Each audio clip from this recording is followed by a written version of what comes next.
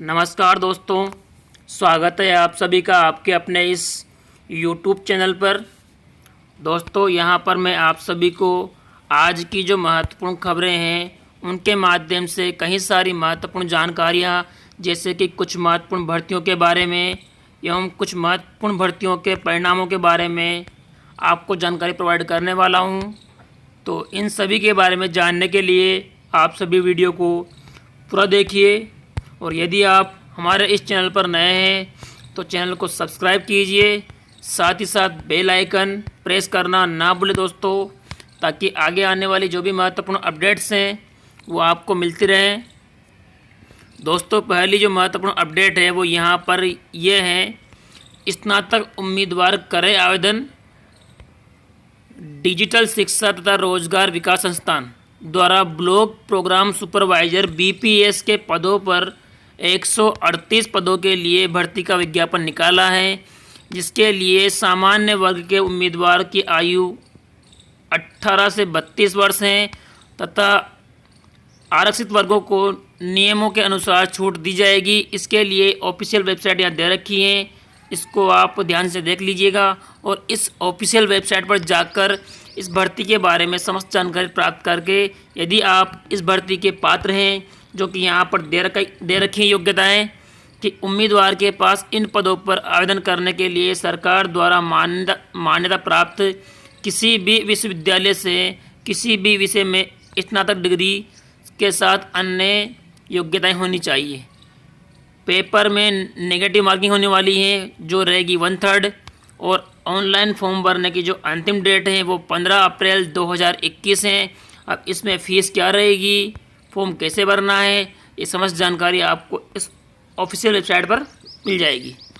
इसके बाद में अगली अपडेट है, Uttar Pradesh metro rail corporation में 292 पदों पर भर्ती का विज्ञापन निकाला है, जिसके लिए 2 अप्रैल तक आवेदन करने की अंतिम डेट थी। अब 2 अप्रैल तक आवेदन करने के लिए अभ्यर्थी शीघ्र अतिशीघ्र इस भर्ती हेतु यहाँ पर दी गई ऑफिशियल वेबसाइट पर जाकर जितना जल्दी हो सके, क्योंकि 2 अप्रैल बहुत नज़दीक है, तो जल्दी से जल्दी आप इस हेतु अपना आवेदन भर दें।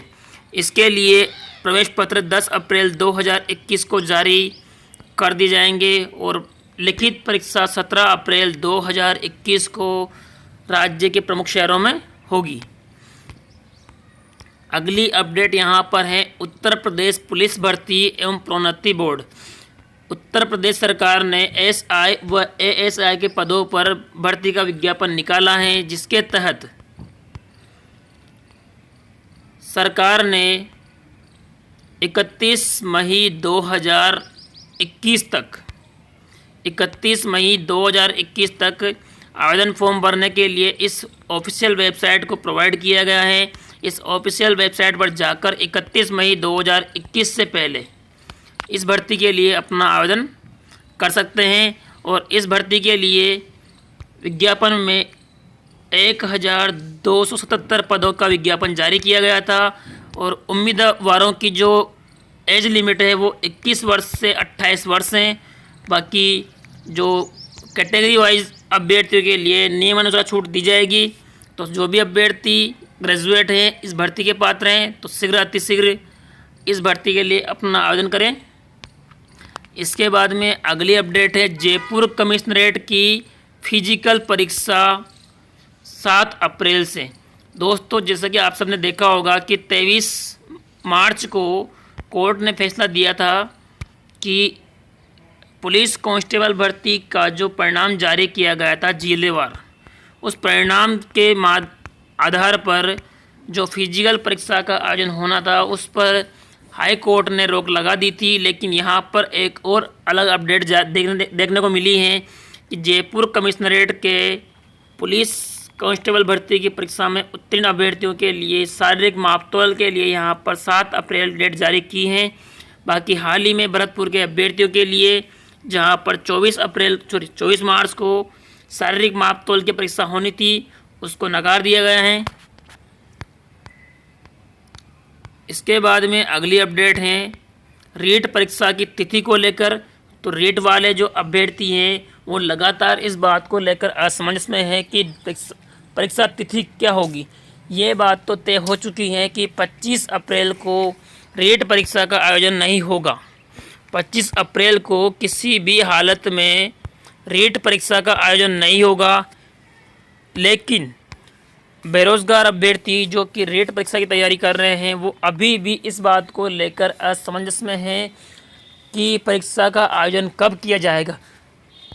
कई सारे यूट्यूबर्स एवं न्यूज़ के माध्यम से 26 जून परीक्षा की डेट बताई जा रही हैं, लेकिन जहां तक मेरा अनुमान है 26 जून को परीक्षा होना मुश्किल है, क्योंकि उस दिन पहली बात तो संडे नहीं है और राजस्थान में हर एग्ज़ाम संडे को ही होता है। केवल और केवल कर्मचारी चयन बोर्ड के जो एग्ज़ाम्स है वो कुछ एग्ज़ाम्स शनिवार को होते हैं, बाकी हर परीक्षा का आयोजन संडे को होता है, केवल RS मेंस वगैरह को छोड़कर। तो 26 जून को शनिवार का दिन है, तो शायद 26 जून को परीक्षा का होना थोड़ा मुश्किल है। अब उससे पहले 20 जून जो समय खाली दिखाई दे रहा है, 20 जून को भी एग्ज़ाम होने की संभावना है। इस संबंध में हाई कोर्ट में जो रिट लगा रखी है उसकी सुनवाई 5 अप्रैल को होगी और हाई कोर्ट के माध्यम से जैन समाज के साधकों ने, दिग्गजों ने इस बात की डिमांड की है कि 25 अप्रैल को एग्ज़ाम टाला जाए। तो इस संबंध में 5 अप्रैल को फैसला लिया जाएगा। इसके बाद में बेरोज़गारों के लिए एक अच्छी खबर है कि 1 अप्रैल से जिन बेरोज़गारों को बेरोज़गारी भत्ता मिल रहा है उन बेरोज़गारों को 1 अप्रैल से बढ़ा हुआ, जो कि पहले 3,000 रुपये था, 3,000 रुपये से बढ़ाकर 4,000 रुपये किया गया था और 3,500 रुपये से बढ़ाकर 4,500 रुपये किया गया था। तो वो बेरोज़गारी भत्ता 1 अप्रैल से मिलेगा। इसके बाद में अगली अपडेट है EWS श्रेणी में आयु सीमा में छूट देने के लिए सरकार ने बनाई समिति। अब यहाँ समस्या क्या है, सरकार ने जो समिति बनाई है इस समिति के आधार पर अगर कमेटी ने छूट दी तो प्रदेश में फिर से 60,000 पदों की भर्ती बेपटरी हो जाएगी। अर्थात 60,000 पदों पे जो भर्तियां चल रही हैं उस भर्तियों की जो तिथियां जारी की जा चुकी हैं आवेदन करने की, एग्ज़ाम की, वो तिथियां वापस बदलाव के दौर में चली जाएगी। अब वापस से एग्ज़ाम की डेट्स कब जारी होगी, कब एग्ज़ाम होगा, इस बारे में कहना थोड़ा मुश्किल हो जाएगा, क्योंकि फ़िलहाल आप सबको पता है कि 4 अप्रैल से कॉलेज लेक्चर की भर्ती का एग्ज़ाम है और 25 अप्रैल को रीट भर्ती का एग्ज़ाम है। उसी प्रकार से कई सारी भर्तियों के और भी एग्ज़ाम्स जो आगामी 2 या 3 मंथ में होने वाले हैं, उन सभी कुछ एग्ज़ाम की तिथियों को बदलना पड़ेगा और इससे लगभग 60,000 पदों की भर्तियों के लिए जो बेरोज़गार अभ्यर्थी तैयारी कर रहे हैं उन सभी को इस समस्या का सामना करना पड़ेगा। इसमें मुख्य रूप से जो भर्तियां प्रभावित होगी उनमें है रीट भर्ती की परीक्षा, ग्राम सेवक भर्ती की परीक्षा और पटवार भर्ती की परीक्षा। प्रदेश में इस महीने के आखिरी तक ग्राम सेवक की भर्ती आने की संभावना है, यह भी यहाँ पर कहा गया है।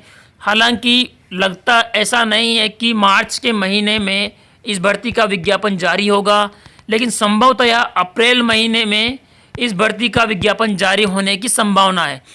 तो जो अभ्यर्थी पटवार भर्ती की तैयारी कर रहे हैं वो अपनी तैयारी को और स्ट्रॉन्ग करते हुए ध्यान दें कि ग्राम सेवक का सिलेबस भी लगभग पटवार के समान ही है। तो पटवार व ग्राम सेवक में ज़्यादा अंतर ना समझते हुए लगातार अपना तैयारी जारी रखें, ताकि ग्राम सेवक या पटवारी कहीं ना कहीं आपको अपनी चयन की संभावनाएं दिखाई दे। यहाँ पर 3 महत्वपूर्ण भर्तियों के साथ साथ आपको कॉलेज लेक्चर की भर्ती में भी इस समस्या का सामना करना पड़ेगा। इसके बाद में अगली अपडेट है 652 सफल अभ्यर्थियों को नियुक्ति देने की सिफारिश। दोस्तों, यहाँ पर पेपर लीक प्रकरण के चलते इस भर्ती का परिणाम रोका गया था, जिस भर्ती का एग्ज़ाम 19/9/2020 को हुआ था और 11 नवंबर 2020 को इस भर्ती का परिणाम जारी किया गया था। उसके बाद पेपर लीक प्रकरण के चलते इस भर्ती का परिणाम रोका गया था, लेकिन उन अभ्यर्थियों के दस्तावेज सत्यापन कर लिए गए थे।